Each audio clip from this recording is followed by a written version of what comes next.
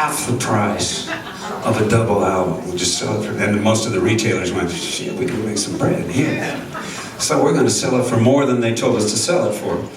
So that was one of the reasons why the record didn't do well. The other reason is a group called Chicago put out CTA's album the same day, double album.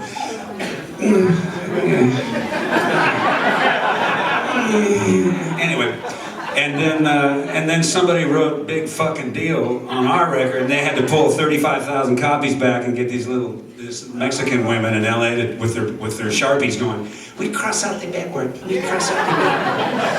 And then they I was insane, it was craziness, but that's just, you know, somebody said about the Sons that whenever opportunity knocked, we answered the phone. Here's another Sons song.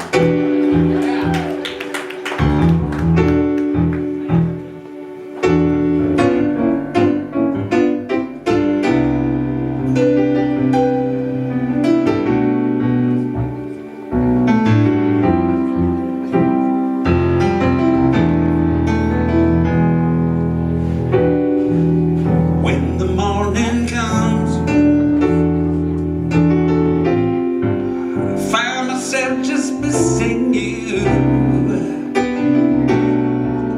Find myself just wishing you were laying by my side. As the day goes on, I'm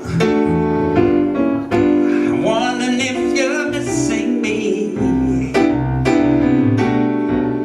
Wondering if you're wishing we were laying side by side. Let me know if you feel the way I do. I get the message loud and clear. Let yourself come home, forget the others, bring it. Here is where your love belongs. Here is where your love belongs. Here is where your love belongs.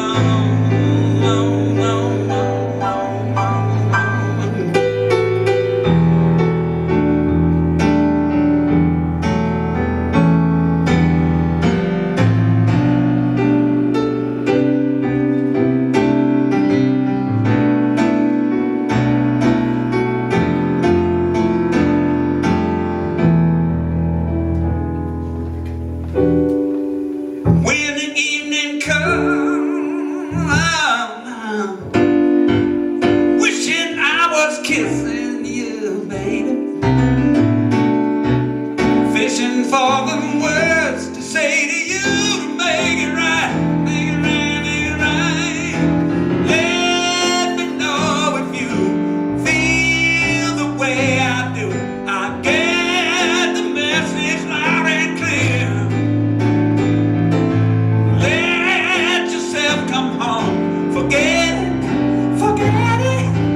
Here is where your love belongs. Here is where your love belongs. Here is where your love belongs. Here is where your love belongs.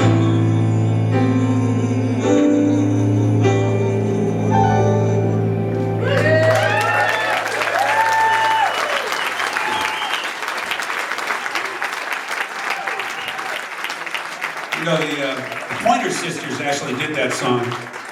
It was on the album that was right before their album that sold really well. I did another duet with Patti LaBelle once. It was on the album that was right after the Miami Vice album that sold really well. I answered the phone. What can I say?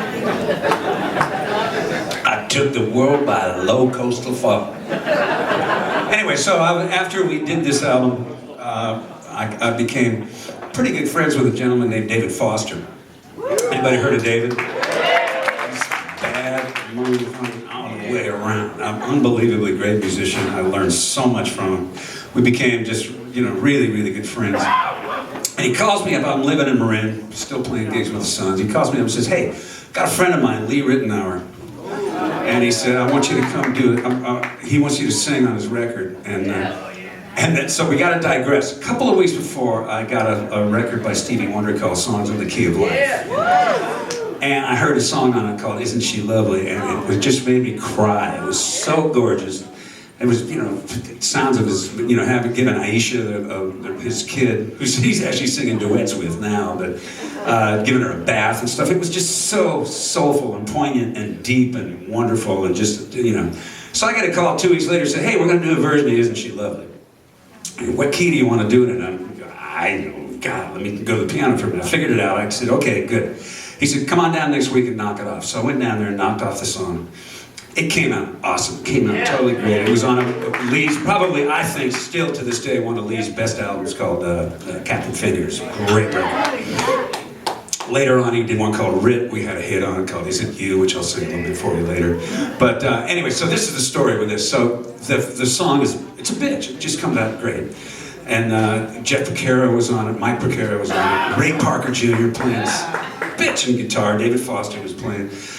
You know, rhythm guitar, Lee's playing was just unbelievable. So, Lee gets Stevie in to listen to it. Stevie says, hey, and also, let me digress once again, I digress a lot. And what was happening is that the Sons had a single out on Areola Records, which is a small label in LA. And the record was not great, but it was going. And so Stevie says, hey, listen, if you release this on Epic, as a single, I'll hold mine back because I like this better than mine. And so I'm going, oh, this could be awesome. You know, this could be a great, great career move. Once again, my record company said, no, you can't do it. Because we got a Sons record, it's going to take the world by a drizzle.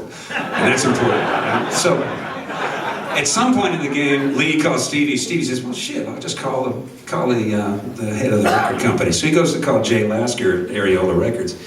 And he says, the receptionist answers the phone. He says, how is Jay Lasker in? Who's calling? It's Stevie Wonder. Yeah.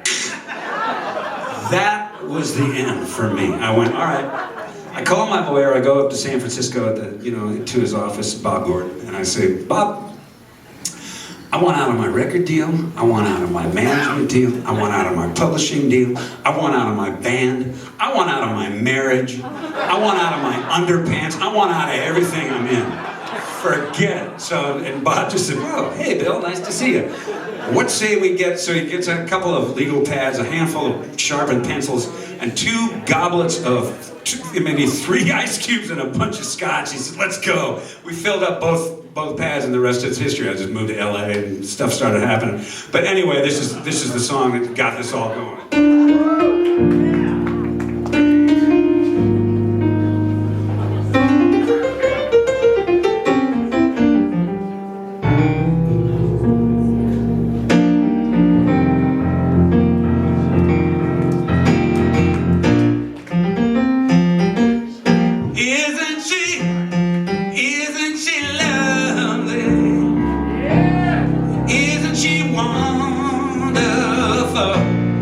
Isn't she precious? Less than 1 minute.